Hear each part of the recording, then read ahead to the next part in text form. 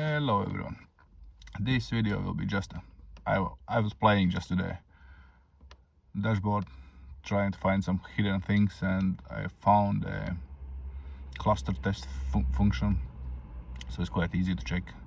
Just turn on the ignition, press the reset button, hold it for a while. When it come up,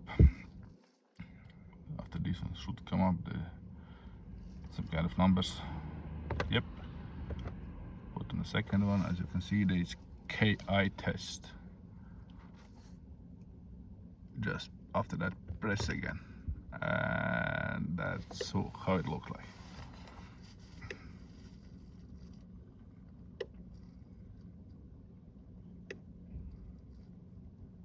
Nothing special, but just something for fun.